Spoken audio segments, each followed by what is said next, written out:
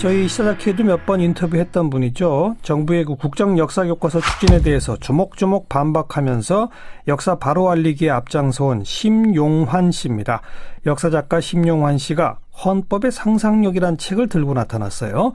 왜 이걸 썼을까요? 오늘 스튜디오에 직접 한번 모셨습니다. 어서 오십시오. 예, 안녕하세요. 심용환입니다. 네. 왜 이걸 쓸 생각을 했어요? 제가 써야 된 욕구보다도 헌법 이야기를 하는 것이 시대 정신이 아닐까? 그리고 또 그런 사람들의 요구 같은 것들을 많이 접하게 돼서 네. 작년부터 좀 기획을 해서 준비하다 이번에 조금은 빨리 내게 됐습니다. 하긴 헌법에 관한 책이 최근에 여러 권 나오긴 했습니다. 네네. 근데 심용환 작가의 책은 조금 구성이 독특하더라고요. 보니까. 네. 먼저 재헌 헌법부터 시작해서 우리 역사에 있었던 헌법들을 쭉 분석을 하는데 우선 예를 들면 재헌 헌법 분석하기 전에 미국 이야기가 먼저 나와요. 네. 그다음 재헌헌법 분석해요. 그다음에 무슨 그 정치 철학자의 어떤 이론이 등장해요. 네. 이런 똑같은 구성으로 뭐 2공화국 헌법은 독일 이야기, 그다음 2공화국 헌법, 또 정치 철학자. 네. 그리고 뭐 지금 현재 우리가 하고 있는 6공화국 헌법에 대해서는 북유럽 이야기, 그다음에 6공화국 헌법, 또 정치 철학자. 네. 왜 이렇게 구성을 했습니까? 그러니까 일단은 헌법이라는 것이 단순한 어떤 조문들의 조합이 아니라 네. 그 나라 역사가 만들어내는 과정이라는 걸 입증하고 싶었어요. 예. 그러니까 각각의 나라마다 어떤 자기만의 맥락을 갖고 그런 자신들의 이상을 헌법으로 담게 되고 또 그 헌법의 기준에서 국가를 운영하고 네. 이런 역동적인 과정이 있다는 것을 좀 증명하고 싶었고요. 예. 부득이하게 참 미국의 재헌헌법 과정과 우리나라의 재헌헌법이 유사한 측면이 있고 우리나라의 의원 내각제였던 2공화국과 또 일본이 또 의원 내각제잖아요. 네. 좀 유사한 부분이 있고 그래서 남의 나라 사례와 우리나라의 역사 과정에서 이렇게 상호 좀 비교해 볼 수 있는 그런 측면들이 많은 것 같아서요. 그래서 네. 좀 외국 사례도 과감하게 끌고 와봤습니다. 그리고 그 뒤에 정치 철학자들의 이론을 하나씩 소개한 건 또 뭐예요?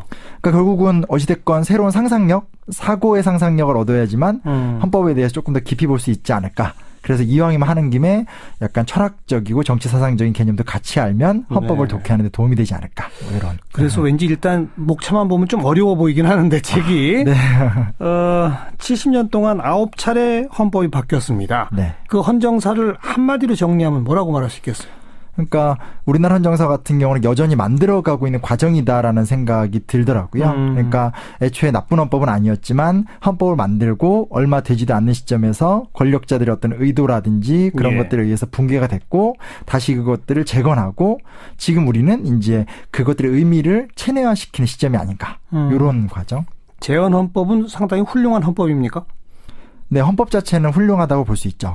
가장 인상적인 건 저는 책을 쓰면서 가장 놀랬던 게 이익균정권 논쟁이라는 거예요. 이익균점. 네네. 네. 그러니까 이게 뭐냐면 재헌헌법의 독특한 조항인데 경영을 통해서 얻는 수익을 노동자하고 기업 경영가들이 공유하자라는 얘기거든요. 아, 그래요? 네. 근데 더 재밌는 건 이런 걸 두고 국회에서 막 논의를 할 적에 문시환 의원이라는 사람이 제일 처음 얘기를 하게 되는데 핵심적인 얘기 뭐냐면 아예 경영 자체의 노동자를 참여시키자. 이게 핵심적인 화두가 됐고요. 그리고 그걸 반대하는 측면도 반대했던 것도 노동자들한테 그렇게까지 하면 힘드니까 이익만 공유하자.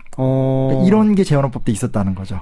이야, 놀랍네요. 저도 되게 놀랐어요. 그리고 그런 것이 있었다는 것도 놀랍지만 국회의원들이 그걸 정말 진지하게 소통하고 토론한다는 것 자체도 되게.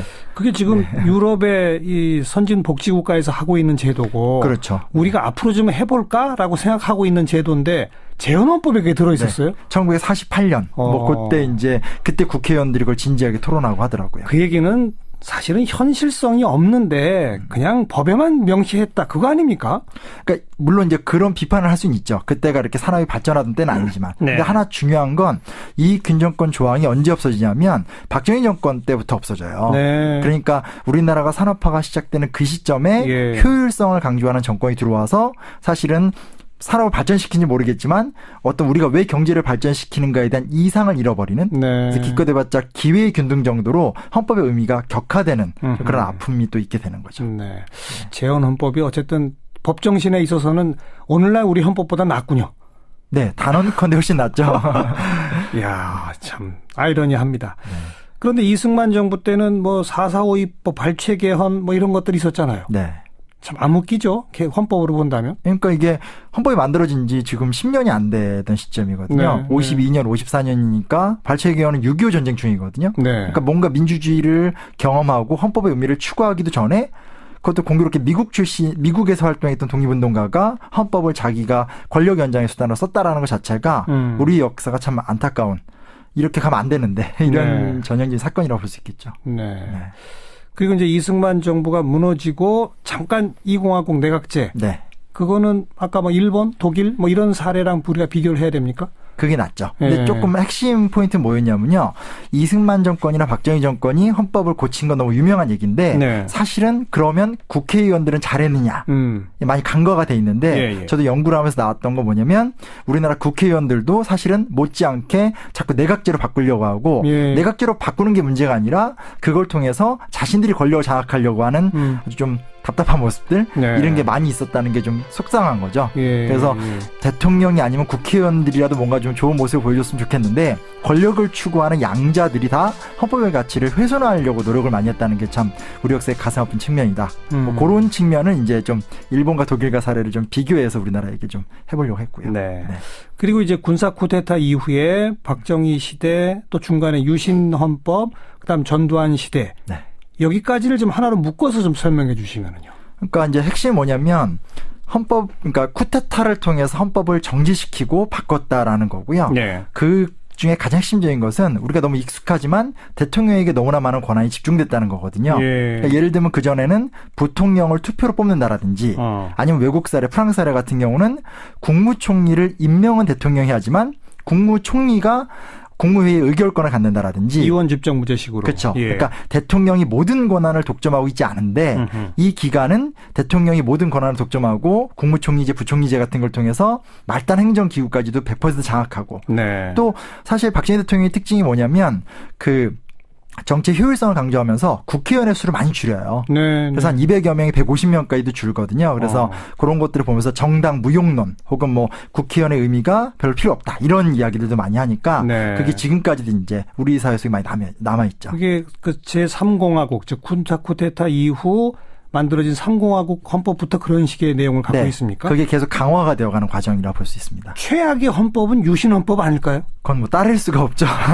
그럼 아예 절차부터도 그냥 분위기 조성한 다음에 비상선언을 하고 그리고 이제 비상국무회의라는 별도의 기관을 만들어요. 그래서 비상국무회의에서 새로운 헌법을 만들어서 국민들이 그 헌법을 숙지할 시간도 없이 밀어붙여서 헌법을 관철시키고 그 방식이 똑같이 전두환 정권 때도 이제 국가보위 뭐 비상대책위원회 이런 걸 통해서 반복되고 하니까 사실 그게 가장 비극적인 순간이라고 할 수 있죠.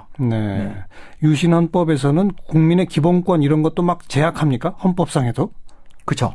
그래요? 그런 요소들이 있죠. 근데 이제 중요한 사실은 뭐냐면 우리나라에서 기본권에 대해서 헌법학적으로 명문화가 되기 시작한 건 놀랍게도 박정희 대통령 때부터예요. 그래요? 그러니까 뭐라고 해야 되나 이익균 정권 같은 얘기가 있었지만 디테일한 어떤 학문의 발달이 떨어졌기 때문에 이것이 기본권이고 뭐고 하는 얘기들은 많이 명문화가 안 됐거든요. 재헌헌법에서는. 근데 이게 독재 정권 들어오면서부터는 이렇게 글로는 내용이 채워지는데 현실에서는 이게 안 채워지는. 그래서 책에서도 이제 현실과 헌법 조문에 얼마나 차이가 있는지를 많이 좀 묘사해 보고 싶기도 했었고요. 근데 법을 만들어 놓는 놨는데 멋있게. 근데 지키질 않는다. 그리고 또 하나의 특징은 뭐냐면요. 헌법의 주체는 국민이어야 되는데 다 국가가 뭘 하느냐로 다 써 있어요. 그게 현재 헌법도 좀 그런 문제를 갖고 있는데 역사의 주체가 국민이 아니라 국가가 중심이 돼서 이렇게 뭔가 다 주도하는 형태의 어떤 산업화 사회의 모습이라 해야 되나? 그러니까 국가 주도형 헌법. 이런 것도 조금 문제라고 할 수 있고요. 그래요. 유신 헌법하고 5공화국 헌법을 비교하면 어때요? 유신 헌법이 뭐 비교 안 될 만큼 더 나쁩니까? 5공화국 헌법은 조금 좋아졌나요? 그러니까 일단은 뭐 본인이 장기 집권 안 한다고 하긴 했는데 근데 기본적으로는 거의 약간 뭐라지 이렇게 쌍둥이 같은 느낌이라고 거의 비슷하다고 볼 수 있죠. 다만 권력 7년 단임제 요거 하나 정도 바뀐. 그러니까 그때부터 그런 게 생긴 것 같아요. 헌법이 국민의 기본권을 보장하는 게 목적인데 워낙 박정희 전두환 때 임기라는 게 중요한 문제가 되고 전두환 본인이 계속 나는 한 번밖에 안 한다라는 걸 강조하면서 사람들이 헌법은 그냥 대통령 임기 정하는 거구나 이렇게 많이 생각하는 걸로 그때부터 왜곡이 일어난 것 같습니다. 그리고 이제 87년 6월 항쟁 이후에 현재 우리가 사용하고 있는 6공화국 헌법이 만들어졌습니다. 상당히 질적 차이가 있죠. 그 이전의 헌법과. 네. 이제 좋은 얘기를 한다면 차이는 분명히 있고요. 다만 속상한 거는 전 이 얘기를 꼭 하고 싶었는데, 그러니까 87년 민주항쟁을 통해서 사실은 민주화가 된 다음에 국민들이 그 다음 단계로 어떤 헌법을 만들 것인가에 대해서 고민하기보다는 네. 김영삼, 김대중 야권 단일화에 관심이 쏠리면서 예. 그냥 헌법의 개정 과정은 여야의 합의 과정으로 갔거든요. 예. 그러다 보니까 사실은 좋은 헌법이긴 하지만 제헌 헌법보다 좀 못하고 또 국민의 기본권 얘기가 좀 보충이 안 된 부분도 많고 네. 그런 아쉬움이 많더라고요. 그래도 경제민주화 조항 이런 건 거기 들어갔잖아요. 네, 들어갔죠. 근데 제헌헌법하고 비교하면 수준이 낮죠. 네, 많이 떨어집니다. 그리고 여전히 박정희 군사독재 시절에 국가 주도형이라든지 대통령에게 권한이 집중돼 있다라든지 네. 이런 식의 많은 어떤 한계들이 또 있고요. 네. 네. 그럼 역사상 존재했던 우리나라 헌법 가운데는 제일 좋았던 게 제헌헌법이다. 뭐 대한민국 수립 이후부터는 뭐 그렇게 얘기할 수밖에 없습니다. 그래요. 아니 근데 지금의 우리 헌법도 세계적으로 내놓고 보면 뭐 상당히 그 손색 없다 이런 평가들을 헌법학자들은 많이 하던데요. 네, 그러니까 뭐 나쁜 헌법이란 얘기는 아니고요. 네. 다만 우리가 독립운동사를 거치고 뭐 이러면서 우리가 새롭게 세울 나라에 대한 열망들이 이제 해방 전으로 컸던 거고 네. 그게 그때는 그래도 많이 명문화가 됐거든요. 알겠습니다. 그러니까, 근데 육공화국 헌법을 만드는 과정은 국민적 열망이 제대로 들어가질 못했다. 좀 아쉬운 거죠. 요즘 개헌론이 막 나오는 건 어떻게 생각하세요?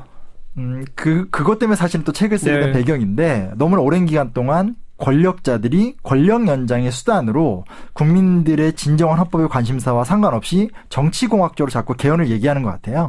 그게 이제 요즘만 하는 게 아니라 거의 우리 역사 내내 이승만 때부터 국회의원이든 대통령이든 계속 그 얘기를 해왔기 때문에 네. 그 연장선상이라고 저는 봅니다. 현재 개헌론도 전부 권력자들의 자기 이권 다툼이다? 왜냐하면 헌법 자체가 개인의 기본권이라든지 사회권, 노동권 같은 것들을 보장하는 문서잖아요. 이게 네. 무슨 뭐 황제 율령도 아니고. 근데 네. 지금 얘기하는 거 뭐 대통령 임기 개선 이런 얘기만 하니까 그것이 어떻게 국민적 열망을 바탕으로 한 개헌론인지 저는 그건 조금 의문이 들어요.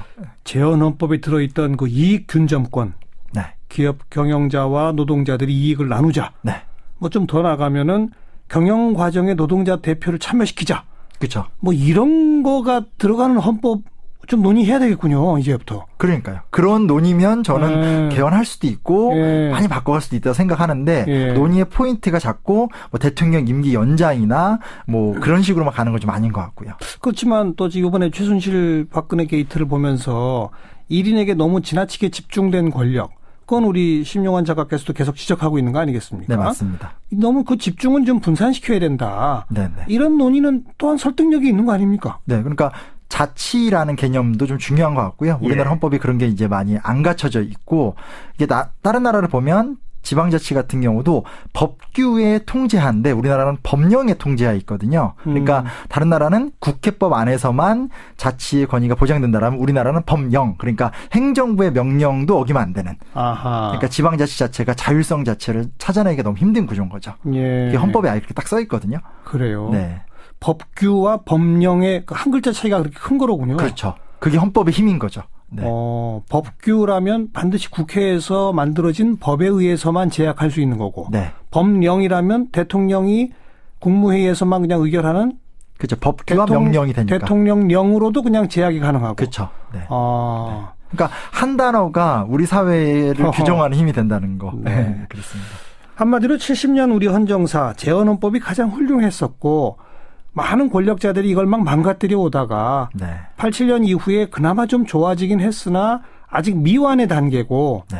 그 헌법도 제대로 안 지켜서 지금 대통령이 탄핵됐고 광장에서 시민들이 헌법의 정신을 지켜라 지켜라 외치고 있는 네. 그런 모습이군요. 그래서 또 책을 쓰게 된 거고요. 네. 앞으로 우리 헌법의 어떤 미래 네.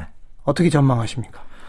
뭐 이제 모델은 여러 가지입니다. 그러니까 미국처럼 기존의 틀을 놔두고 조금씩 조항을 수정할 수도 있고요. 프랑스처럼 많이 바꿀 수도 있는데 중요한 건 방식의 문제가 아니라 무엇을 갖고 논쟁하느냐인데 국민의 수준은 이미 뭐 재벌 개혁이라든지 경제 민주화라든지 여러 가지 본인들의 기본권이나 사회권에 대한 수준으로 간 것 같아요. 그래서 그런 것들을 수용해서 정치권이나 국회가 그런 거 받아들이는 형태로 진행이 된다라 꼭 그렇게 진행이 좀 되었으면 좋겠다. 뭐 이런 게 저의 뭐 간절한 소망이고 책을 쓴 이유기도 하고요. 일부 정치인들이 뭐 조기 대선이 예상되는 바임에도 불구하고 네. 대선 전 개헌 얘기하는 거는 우리 심 작가 보시기에는 말이 안 되는군요. 네, 좀 동의할 수가 없는 그런 내용입니다. 그러니까 너무 계산적이고 그런 모델이 사실은 우리 역사에 다 있었습니다. 그래서 그런 것들을 입증하고 싶어서도 책을 썼던 거고요. 과거에 그런 식으로 얼렁뚱땅 만들었던 헌법들 네네. 좋았던 적이 없다. 네네. 그런 얘기인 거죠. 그렇습니다. 어찌 보면 국민들이 그걸 알기 때문에 그런 뭐 대선 전 개헌론에 대해서 호응이 별로 없는 거 아니에요? 네, 맞습니다. 저도 이제 이 책을 쓰기 전에 몇 가지 좀 해봤는데 언론에 나오는 것 대비 실제로 국민들은 그런 식의 개헌 논의에 대해서는 거의 반응을 안 하는 것 같고요. 그들이 원하는 건 아직까지 헌법이라는 거를 구체적으로 표현을 못 하더라도 광범위한 사회 변화 그리고 어떤 사회개혁인데 아직까지 그걸 이제 헌법을 통해서 구현해야 된다는 것까지는 조금 표현력이 좀 떨어지는 것 같고 그래서 제 생각에는 어느 대통령이 후보가 되고 누가 대통령이 되느냐에 관심을 넘어서서 어떤 대통령들이 어떤 헌법의 이야기를 만들어갈 것인가 이렇게 좀 헌법적인 상상력으로 갔으면 좋겠다 이런 취지로 책을 썼습니다. 그래서 제목이 헌법의 상상력이군요. 네, 그렇습니다. 헌법의 핵심은 국민의 기본권, 국민의 사회경제권, 지방자치권 뭐 이런 데에 있는 거지. 네. 대통령이랑 국회 권력 뭐 그게 핵심이 아니다. 그렇습니다. 근데 공부할 게 너무 많아지는데요. 그렇게 되면. 그렇게 생각보다 책이 어렵지 않고요. 그리고 뭐 사실 제 말은 온통 사람들이 권력 구조와 헌법 이것만 생각하기 때문에 그게 아니라 진짜 헌법의 본질을 깨달으려면 공부를 더 좀 해야 되겠군요. 네. 그게 사실 목적이었어요. 그러니까 정말 드리고 싶었던 말씀은 대통령 5년 단임제를 바꾸는 게 헌법 개헌의 목적이 아니고 네, 그렇다는 거. 알겠습니다. 오늘 깜짝 놀랐어요. 재헌헌법에 이익균점권이 있었다는 거. 오늘 수고하셨습니다. 네, 감사합니다. 역사작가 심용환 작가였습니다.